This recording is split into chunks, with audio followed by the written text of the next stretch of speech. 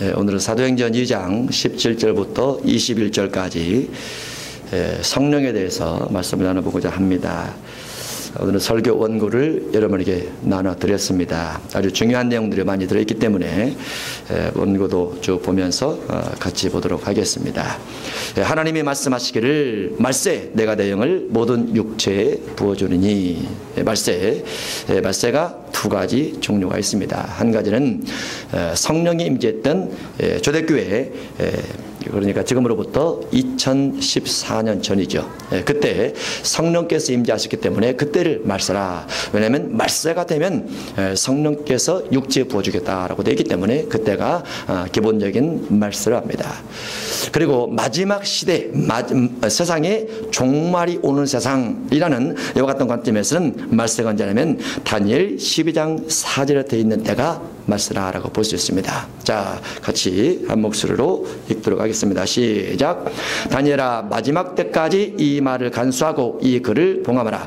많은 사람이 빨리 왕래하며 지식이 더하리라 해서 마지막 때까지, 마지막 때는 다니엘이 열려져서 해석이 되어져야 됩니다. 그러면 어느 때부터 다니엘을 가지고 해석할 수 있느냐? 마지막 때 사람들이 빨리 왕래하고 지식이 더할 때, 그때는 다니엘을 열어서 해석할 수 있고 계시록도 열어서 해석할 수 있습니다. 그러면 많은 사람이 빨리 왕래하기 시작한 때가 언제인가 해서 최초의 기관차에 대한 기록을 해놨고 최초의 자동차에 대한 기록을 해놨습니다. 그러니까 지금으로부터 약 140년 전 그때 기관차하고 그리고 자동차가 만들어졌어요. 아주 작은 기관, 그러니까 엔진이 만들어진 거죠. 쉽게 말해서 엔진이 만들어지기 시작하면서 그 엔진을 만들면서 점점 발전이 되고 발달이 되면서 오늘날 아주 지금은 자동차가 시속 350km, 400km, 500km까지 가는 차가 있습니다. 요즘에 나오는 차 중에 1리터 가지고 111km 가는 차가 있더라고요. 1리터에 111km, 운전 안 하신 분은 잘 모르는군요. 우리가 가지고 있는 차는 보통 1리터에 7km, 요즘 나온 차는 11km, 12km 갑니다. 1리터에 주유소에 보면 간판에 써졌죠. 휘발유 1리터에 1,800원. 1,800원에 111km 가는 거예요. 2,000원, 한 3,000원이면 서울 갑니다. 3,000원이면. 그렇게 빠른 시대가 되어가고 있어요. 사람이 빨리 왕래하리라. 또 한 가지는 지식이 더하는 시대가 말세다라고 되어 있습니다. 지식이 더해진다. 지식. 우리가 어렸을 때는 아이들이 학교를 가면 제일 먼저 사준 것이 사전을 사줬습니다. 영어 사전, 국어 사전. 그거 사줬어요. 그래서 단어의 뜻이 모르면 국어 사전을 펼치고 또 영어 사전을 펼치고 그렇게 해서 공부를 했어요. 근데 지금은 누가 중학교 가든 고등학교 가든 대학 간다고 그래서 사전 안 사줍니다. 핸드폰 사주죠. 핸드폰 찍으면 다 나옵니다. 처음부터 끝까지 다 나오죠. 어원이라든가 어미라든가 모든 것이 다 나옵니다. 핸드폰 찍으면. 그럼 모든 사전이 핸드폰 속에 다 들어가 있어요. 그래서 사주지 않습니다. 지식이 아주 팽배합니다. 지식이 빨리 더하게 되죠. 지구 저쪽에 있는 지식들이 인터넷 뉴스를 통해서 안방에서 바로 볼 수 있습니다. 핸드폰을 통해서 바로 볼 수 있습니다. 제가 알고 있는 세계적인 사람이 있죠. 집에서 컴퓨터를 하지 않습니다. 핸드폰으로 컴퓨터와 똑같은 일을 다 해요. 외국에 돈 보내는 것도 다 핸드폰으로 합니다. 수천 달러 같은 경우도 그냥 핸드폰으로 다 하고 컴퓨터를 집에서 쓰지 않는데요. 그만큼 지식이 아주 더해지는 시대입니다. 그러면 그와 같이 지식이 더해지는 시대가 무슨 시대라고요? 말세라 그 말이죠. 우리가 어디에 살고 있어요? 말세에 살고 있어요. 말세. 우리가 말세에 살고 있습니다. 세상은 날이 가면 갈수록, 세월이 흘러가면 흘러갈수록 평화의 시대가 많아질까? 행복한 시대가 많아질까? 아니면 전쟁이나 기근이나 또 사람들 사이 다툼이나 싸움이나 분열 이런 것들이 많아질까? 어떤 것이 많을 것 같습니까? 평화가 많을 것 같습니까? 나쁜 소식이 많을 것 같습니까? 나쁜 소식이 많아요. 나쁜 소식이. 영화도 다 싸우고 파괴하고 부시는 것만 나옵니다. 옛날처럼 아주 고상하게 로맨틱하게 별로 안 나옵니다. 갈수록, 왜냐하면 사람들이 그것을 좋아해요. 좋아하니까 만들죠. 만들어서 더 좋아하게 만들죠. 그러다 보니까 사람들의 성품이 점점 안 좋아지는 방향을 해서 가고 있더라 그 말이죠. 그래서 말세에 내가 내 영을 모든 육체에 부어주겠다 라면서 그 말세가 지금 진행되고 있다라고 볼 수 있습니다. 말씀. 내가는 하나님을 말합니다. 하나님께서 하나님의 영을 부어주겠다. 하나님의 성령을 부어주겠다. 여러분과 제가 예수님 믿고 교회를 다니게 된 이유는, 교회를 다니면서 예수님 믿게 된 이유가 어딨냐면 하나님께서 성령을 우리 육체 안에 넣어주셔서 그래요. 그 성령이란 거룩한 영입니다. 거룩한 영, 깨끗한 영입니다. 깨끗한 영. 그래서 교회를 다니면 점점 깨끗해집니다. 깨끗해져야 됩니다. 거룩해져야 돼요. 교회를 오래 다니는데 더러워졌다. 그런 사람은 자기가 성령을 확 누른 거예요. 자기의 의지로 성령을 아주 누른 겁니다. 네, 그러면 더러워져요. 그러면 포악해집니다. 성령을 통해서 내 본성을 누르고 내 습관을 누르고 내 경험을 누르면 내가 점점 성령은 진리이기 때문에 거룩하게 되어져 가요. 그래서 하나님께서 우리에게 마지막 말세가 되면 성령을 부어줄 텐데 그 성령을 통해서 우리가 성령을 닮은 삶, 예수님을 닮은 삶을 살아가게 되더라 그 말이죠. 그런데 성령이 우리에게 부어주는데 어디에 부어주시냐? 육체에 부어졌더라라고 되어 있어요. 우리 육체 안에 성령이 있는 겁니다. 성령이 어디 있다고요? 육체 안에 있어요. 육체 안에. 그러면 육체가 무엇입니까? 거울을 봤을 때 거울의 빛은 내 모습이 육체예요. 머리끝에서부터 발끝까지. 이 육체 안에 성령 하나님의 영이 들어있더라 그 말이죠. 그를 부어주느니, 육체에 부어주느니. 그런데 이 성령에 대해서 뭐라고 기록되어 있느냐? 이 성령에 대한 부분이 사도행전 2장 1절로 4절이나 아니면 요한복음 7장 37절 넘겨보면 이 페이지에 배에 부어주신다라고 되어 있습니다. 배에 부어주신다. 그래서 배에서 생수라고 해서 반가로 써졌고 요한복음 7장 37절에 되어 있죠. 함께 했습니다. 시작. 명절 끝날 곧 큰 날에 예수께서 서서 외쳐 이르시되 누구든지 목마르거든 내게로 와서 마시라. 나를 믿는 자는 성경의 이름과 같이 그 배에서 생수강이 흘러나오리라 하시니 이는 그를 믿는 자들이 받을 성령을 가리켜 말씀하신 것이라. 가로 열고 예수께서 아직 영광을 받지 않으셨으므로 성령이 아직 그들에게 계시지 아니하시더라. 가로 닫고. 성령이 육체에 부어주는데 육체 어디에 있느냐? 배에 부어주신다라고 되어 있습니다. 배에 부어주신다. 여러분이 주님에 대해서 신앙 고백하거나 주님에 대해서 기도하고자 하는 마음이 생기거나 찬송하고자 하는 마음이 생기거나 우상을 섬기면 안 돼 라는 마음을 먹게 되면 그것이 성령이 여러분 안에 있는 거예요. 제가 한 주 하나님과 기도했어요. 하나님, 여름에 외국에서 아주 큰 종교 지도자가 오는데 우리가 어떻게 기도해야 될까요? 제 입에서 말이 탁 튀어나왔어요. 사탄이 온다. 이렇게. 사탄이 온다. 깨어있으라. 사탄이 온다. 여러분도 그런 응답을 받으시길 바랍니다. 할렐루야. 지난주 수요일날 제가 그 서울에서 예배 인도를 하면서 하나님, 그래서 자꾸 화제가 납니다. 그래서 화제는 민족 속에서 다 그칠지어다 막 그랬어요. 그칠지어다. 그대로 화제가 안 나요. 다른 사람이 기도했겠죠. 저를 그 속에 끼어서 했고, 네. 자꾸 화제가 나니까 그칠지어다. 그칠지어다. 사회주의자, 공산주의자도 그칠지어다 막 선포를 했어요. 화가 나가지고. 왜 자꾸 모방 범죄가 생기고 똑같은 범죄가 자꾸 생기고 똑같은 일이 자꾸 생기는가? 하나님 안 됩니다. 그칠지어다. 예. 하나님의 성령께서 우리 가운데서 일을 할 수 있습니다. 성령의 능력과 권능이 일을 할 수 있어요. 예. 우리 어떤 하나님께서 우리에게 주신 은혜나 응답 이런 것들을 사소한 데 쓰려고 자꾸 애쓰지 마세요. 민족적으로, 세계적으로 어떻게 진행되고 있는가 눈을 부릅뜨고 잘 살펴봐야 돼요. 그 가운데 우리 하나님께서 우리에게 주신 은사를 활용하지 못하고 내 개인적인 것만 활용한다면 하나님 앞에 부끄러울 거예요. 나중에 주님이 책망할 거예요. 그래서 구약의 이사야부터 에사 말라기 16명의 선자들은 다 민족 선지자예요. 민족을 위해서 기도했어요. 다른 나라를 위해서도 기도했어요. 에도마, 야고바 이렇게 기도했어요. 시리아야, 또 메세가 이렇게 기도했어요. 자꾸 기도를 해서 기도하는 영성 부분을 발전시켜서 민족과 세계를 향해서 갈 때 하나님 앞에 부끄럽지 않는 예언자로, 부끄럽지 않는 기도하는 사람으로 쓰임받아질 수 있다고 볼 수 있어요. 예.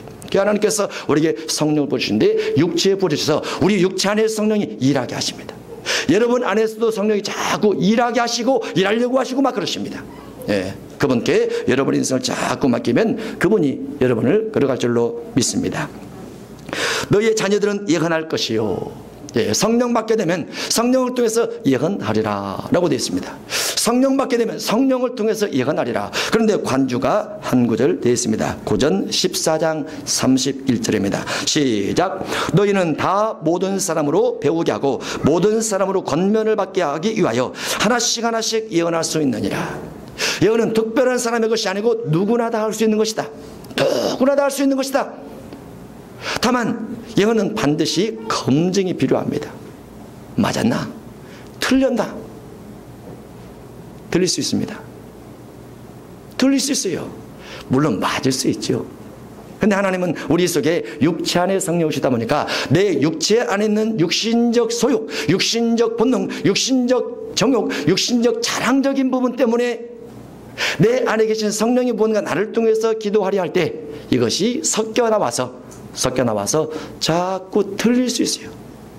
인간은 주님 만나기 전까지 육신을 가지고 살아가면서 완벽한 인생은 없습니다. 완벽한 사람도 없습니다. 완벽한 본능도 없습니다. 하나님께서 원하는 완벽한 사람 아예 없어요. 예수 그리스도 외에는 절대로 완벽한 인간 자체가 없습니다. 어떠한 은사를 받을지라도. 그래서 늘 자신을 돌아보고 늘 회개를 하고 성경에 비춰서 내가 그러한가? 라고 돌아보고 늘 그렇게 해석할 뿐이에요. 완벽하지 못하기 때문에. 그래서 하나님의 어떠한 은사가 주어진다 할지라도 겸손함, 온유함, 배려함, 사랑과 이해, 주님께 영광 이런 것들을 끊임없이 우리가 연구하고 또 내 자신을 낮춰놓는 작업을 하고 하면서 가야 되는 거죠. 그러나 누구든지 예언할 수 있다라는 부분은 틀림없이 있습니다. 없지가 않아요. 네. 구약에 보면 어떠한 왕이 우상 숭배자에게 내가 죽을 것인지 이 병이 나을 것인지 물으러 보냈어요. 근데 하나님께서 선자를 보내서 네가 왜 귀신 들린 사람에게 물으러 가느냐, 귀신 들린 무당에게 물으러 가느냐, 하나님의 선자가 있음에도 불구하고 하고 책망을 하면서 네가 죽으리라 하고 죽었어요. 여러분은 어떤 문제가 생기면 무당에게 물으러 가지 마시기 바랍니다. 무당은 귀신 들린 사람이에요. 깨끗한 것 같으죠? 아닙니다. 귀신 들린 사람이에요. 귀신 들려 사는 거예요. 무당 찾아가지 마세요. 무당에게 물어보러 가지 마세요. 이산 날 잡지 마세요. 무당 물어봐서. 물론 안 그러겠죠. 네, 안 그러겠죠. 그러면 안 됩니다. 하나님이 계시다는 거. 하나님이 요즘 무당은 다 일요일 날 이사 가라고 그래요. 옛날 무당은 안 그랬어요. 음력으로 날짜 잡아서 가라고 그랬지. 왜 바뀌었어요? 귀신도 바뀝니까? 안 바뀌어 맞잖아요. 예, 편리성을 추구하는 거죠. 예, 무당을 찾아가지 말라는 거, 다른 신을 추구하지 말라는 거, 예수 그리스도만 붙잡고 가시라는 거. 그 안에서 하나님께서 우리의 신앙을 점검하고 우리의 믿음을 바라보고 계신다는 거, 이와 같은 것들을 참고해서 갑니다. 너희 젊은이들은 환상을 보고, 성령이 마시면 젊은이가 환상을 봅니다. 예, 환상 안 보인다 할지라도 성경에 있는 것은 믿어야 돼요. 환상이 없는 것처럼 생각했다 할지라도 성경에 있는 건 믿어야 돼요. 성경 그대로입니다. 성경 그대로예요. 그래서 젊은이들은 환상을 보고, 그 젊은 사람은 뭘 봐야 돼요? 환상을 봐야 되죠. 할렐루야. 나이 든 사람은 뭘 봐야 돼요? 꿈에 봐야죠. 예, 근데 젊은이는 환상을 보고 라고 되어 있습니다. 거기에 신약성경 사도행전에 아나니아와 고넬료와 베드로 이와 같은 사람이 환상 본 내용이 쭉 기록되어 있습니다. 그 중에서 아나니아 하나 보도록 하겠습니다. 사도행전 9장 10절 다 같이 읽습니다. 시작. 그때에 다메섹에 아나니아라 하는 제자가 있으니 주께서 환상 중에 불러 이르시되 아나니아야 하시거늘 대답하되 주여 내가 여기 있나이다 하니, 아나니아가 기도 중에 하나님께서 주님께 나타나셨습니다. 눈을 감고 있는데 눈이 뜬 것처럼 나타났어요. 눈을 감고 있는데 음성이 들렸습니다. 이름을 불렀습니다. 아나니아야 이름 불렀어요. 눈을 감고 있는데 어떻게 눈을 뜬 것처럼 눈을 감고 있는데 어떻게 음성을 들을 수 있는가? 성경은 기록이 되어 있어요. 기록이 되어 있어요. 구약시대는 선지자만 기름 부음 받습니다. 신앙은 누구든지 예수님 믿고 주님을 영접하게 되면 다 성령 받아요. 그래서 성령 역사가 보편적으로 누구나 기도 많이 하고 영적 세에 관심을 갖고 믿음을 가지고 있으면 다 그렇게 보이거나 들리거나 할 수 있다라고 되어 있어요. 특별한 사람의 전유물이 아니고 특별한 사람만 주어지는 것이 아니라고 되어 있어요. 왜 그렇습니까? 구약은 육체법이라 하나님께서 특별한 사람에게만 주고, 신약은 마음법이라 마음속에 있는 본능을 다스리게 하기 위해서 성령을 육체 안에 주시되, 그 성령이 영적 진리 곧 우리의 인품을 만들어가기 위해서 주셨기 때문에 우리 안에서 음성을 들려줄 수 있고 보여줄 수 있게 되는 겁니다. 그래서 신앙은 누구든지 보거나 듣거나 음성을 듣거나 할 수 있다고 되어 있어요. 저는 처음에 교회를 다닐 때 목사님이 설교를 합니다. 설교를 하면서 예수님이 귀신을 쫓아냈대. 믿을 수가 없어요. 안 믿어졌어요. 어떻게 예수님이 귀신을 쫓아낼 수 있을까? 보였을까? 안 보였을까? 느낌으로 알았을까? 아주 궁금했어요. 그걸 물어봤어요. 공부할 때. 예배가 오전 예배가 끝나고 나면 점심 먹고 나서 공과 공부를 합니다. 물어봤어요. 집사님, 어떻게 예수님은 귀신을 쫓아냈을까요? 예수님 눈에는 보였겠죠. 그러면 집사님도 보입니까? 안 보입니다. 그럼 어떻게 쫓아냈을까요? 몰라요.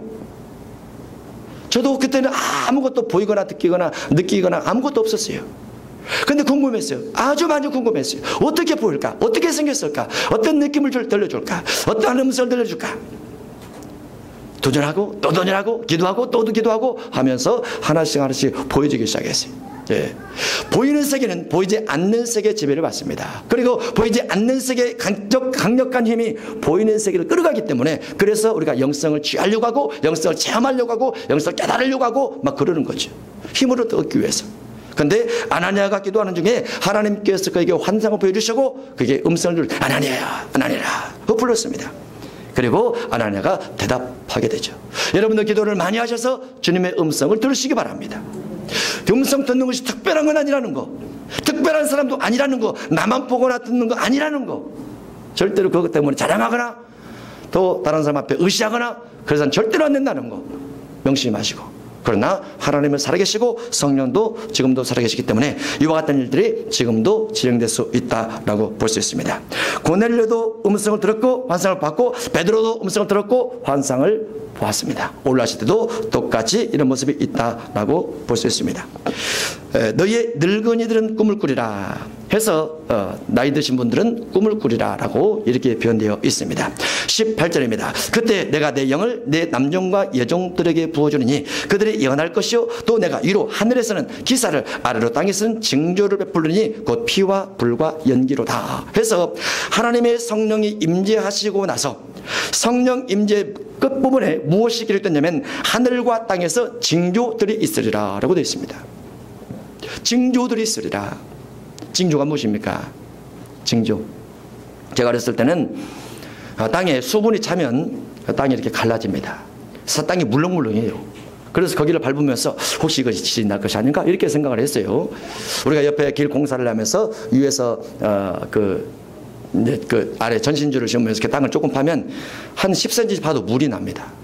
거기다가 이제 흙을 덮어놨어요. 물이 나니까 흙을 덮어놨어요. 그리고 아래 이제 카센터 사장님하고 저하고 거기를 발로 밟으니까 거기가 막 움푹쯤푹해요. 속에 물이 들었으니까 물이 계속 거기 이제 차는 거죠. 움푹쯤푹해요. 그래서 야 내가 어렸을 때 이와 같이 뭔가 땅이 움푹쯤푹하면 지진 난다고 그랬었는데 이게 물이 고여서 그런 것이죠.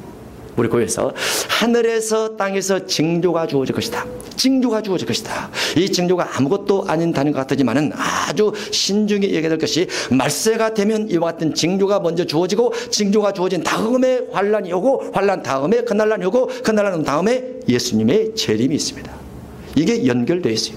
그래서 징조를 눈여겨 알아야 되는데 이 징조적인 부분이 우리가 그냥 일상적인 신앙생활하면서 삶 가운데서 주어지기도 합니다.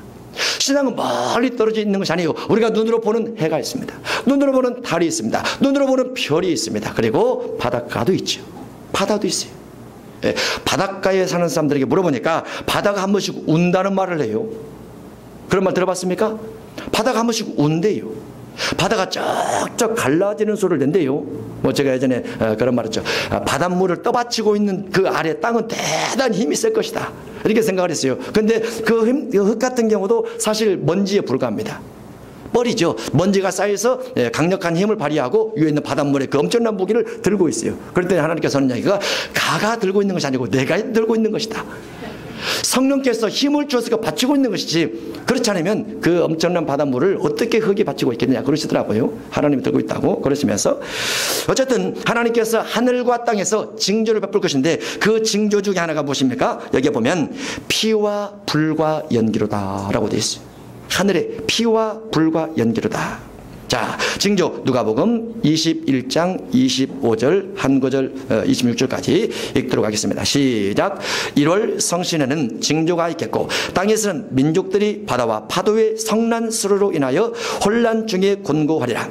사람들이 이 세상에 임할 일을 생각하고 무서워함으로 기절하리니 이는 하늘의 권능들이 흔들리겠습니다. 아멘.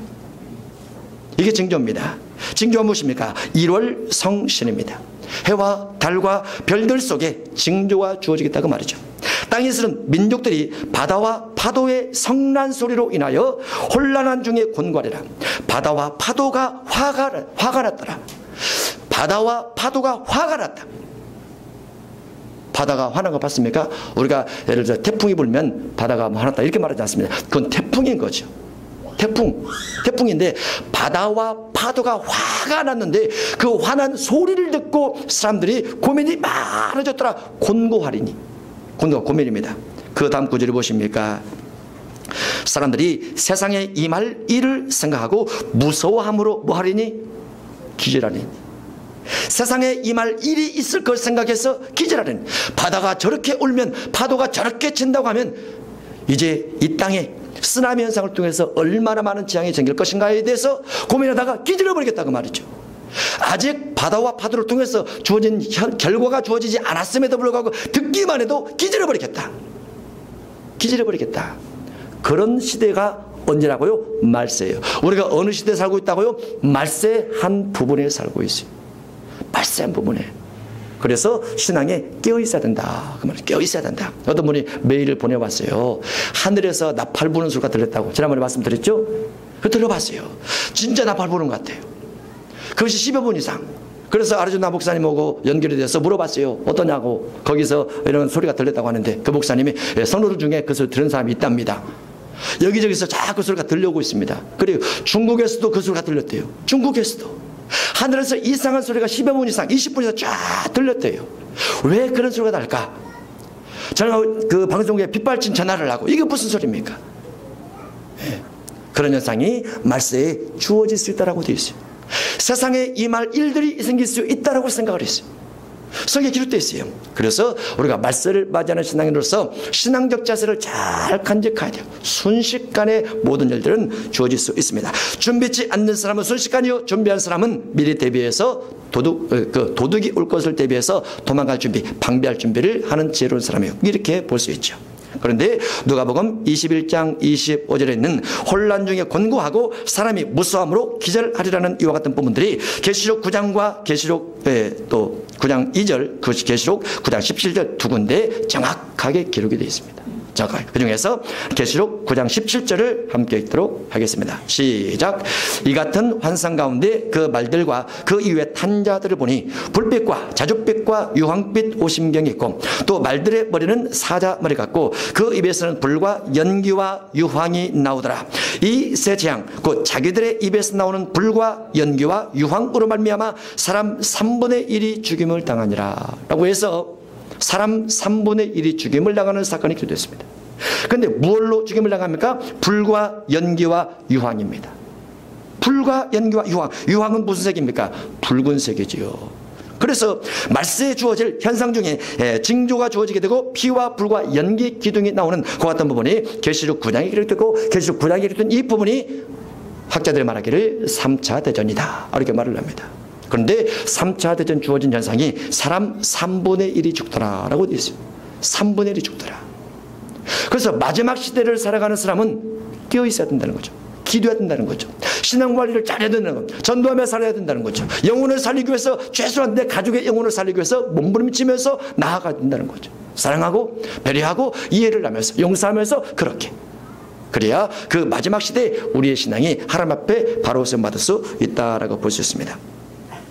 본문 20절입니다. 주의 크고 영화로운 날이 이르기 전에 주의 크고 영화로운 날이란 재림의 날을 말합니다. 해가 변하여 어두워지고 달이 변하여 피가 되리라. 해가 변하여 어두워지고 해가 변하여 어두워진다. 흑성입니다. 지금은 태양이 붉은색입니다. 태양이 흑성 검정색으로 바뀔 때가 올 것이다. 달이 변하여 피가 되리라. 달이 핏빛으로 바뀔 때가 올 것이다. 저는 이것을 그대로 믿습니다. 어떤 사람은 이것을 영적으로 해석을 하고 신천지는 비유로 해석을 해서 기존 교회 목회자가 이와 같은 사람이다 이렇게 말을 해요. 아닙니다. 그대로. 왜냐하면 사도 요한이 본대로 기록했기 때문에. 그래서 태양이 검게 바뀌고 달이 빛빛으로 바뀔 때가 올 것이다. 여러분이 인터넷에 보면 태양이 그렇게 바뀌기도 한답니다. 달이 그렇게 붉은색으로 바뀌기도 한대요. 그런 시대가 올 것이다. 아직은 거기까지 가지는 않았죠. 그렇지만은 우리가 한 부분에서 이런 부분도 마음에 넣어두는 것이 올바른 신앙인의 자세다라고 볼 수 있습니다. 21절입니다. 누구든지 주의 이름을 부르는 자는 구원을 받으리라 하였느니라. 그런데 누구든지 그리고 주의 이름 부르면 구원을 받는데 이 누구든지 주의 이름 부르면 구원받는다는 이 말은 앞에 있는 부분과 연결됩니다. 그러니까 징조가 주어지고 해, 달, 별의 변화가 주어지는 그 시대에 주님의 이름을 부르면 구원을 받으리라. 그러면 그와 같은 해, 달, 별이 주어지고 징조가 주는 시대를 향해 시대에 어떤 일이 생기게 되는가? 믿음의 사람에 대한 핍박이 있어요. 언제나 믿음의 사람은 세상과 반대입니다. 세상은 악을 추구를 합니다. 믿음의 사람은 선을 추구를 합니다. 세상은 정욕과 자랑을 중심에 살아갑니다. 믿음의 사람은 겸손과 온유 중심에서 살아갑니다. 겸손과 온유 중심에서. 그러다 보니까 세상 사람의 힘이 세고 세상 사람의 정욕이 강하고 세상 사람의 능력이 훨씬 더 커요. 그래서 믿음의 사람은 선하고 의롭고 겸손하고 온유하게 살다 보니까 그들에 의해서 핍박을 받고 그들에서 고난을 받아요. 그래서 기도하고 그래서 부르짖으면서 하나님 세상 사람을 이겨나갈 수 있는 능력을 주옵소서. 세상 사람이 나보다 똑똑하고 나보다 지혜롭고 나보다 훨씬 더 성공도 물질도 많은데 내가 하나님의 성령으로 힘입어서 그들을 이겨보고 싶습니다. 그래서 기도하는 거예요. 그래서 기도하면 하나님께서 하나님됨을 증명해 보이기 위해서 감동을 주시고 능력 주시고 지혜를 주어서 그들보다도 이기게 나게 뛰어나게 만들어 주시는 것이 기도 응답입니다. 그래서 이겨내야 돼요. 여러분의 믿음이 좋아질수록 세상 가운데 떠나서 주님만 섬기며 살고 싶은 마음이 생겨요. 그건 온전한 신앙생활 아니에요. 믿음이 좋을수록 교회만 있고 싶어요. 그게 온전한 신앙생활 아니에요. 믿음이 있다가 하면 세상을 이겨내야 돼요. 극복해 나가야 돼요. 그보다 더 지혜롭게 더 능력 있게 살아가야 됩니다. 어떻게 가능할까요? 성령을 통해서 가능해요. 기도를 통해서 가능해요. 마지막 시대 핍박과 환난 주어진다 할지라도 우리가 우리 자신의 신앙을 성령을 통해서 의지하고 성령의 능력을 받아서 성령의 지혜, 성령의 예언, 성령의 권능 이와 같은 받아서 이겨나가면서 누가 내 목숨에 위협을 가할지라도 누가 내 신앙에 배반을 요구할지라도 나는 믿음을 통해서 이겨나가겠습니다. 주님은 끝까지 시인하고 부인하지 않고 가겠습니다. 이것이 21절에 있는 누구든지 주의 이름을 부른 자는 구원받으리라 이런 내용입니다. 그런데 우리가 만일 일상적인 삶에서도 일상적인 삶 속에서 무슨 일 생기면 교회 안 가버리고 무슨 일 생기면 주님 안 불러버리고 무슨 일 생기면 원망하고 불평하고 싸우고 이건 신앙도 아니에요. 예. 환난과 비박 징조 가운데서도 내 신앙을 지켜야 그 가운데서 구원에 들어갈 수 있기 때문에 그렇습니다. 그래서 여러분의 믿음을 하나님의 성령을 통해서 능력받는 믿음으로 전환시켜 가시기 바랍니다. 여러분의 신앙을 성령을 통해서 강력한 믿음으로 바꿔가시기 바랍니다. 그럴 때 하나님이 여러분을 세상을 이겨나가는 믿음의 사람으로 쓰임받게 하시고 세상 가운데서 승리할 수 있는 축복을 줄 줄로 믿습니다. 우리가 함께 기도하면서 하나님 내가 믿음의 사람이 되어서 인품을 지키다 보니까 안 믿는 사람이 더 잘되고 더 뛰어나게 되지만 내가 성령이 있으니 내가 성령을 통해서 한번 강력한 하나님의 사람이 되어서 이겨보겠습니다. 욕심을 내서 여러분의 삶의 문제를 푸시기 바랍니다.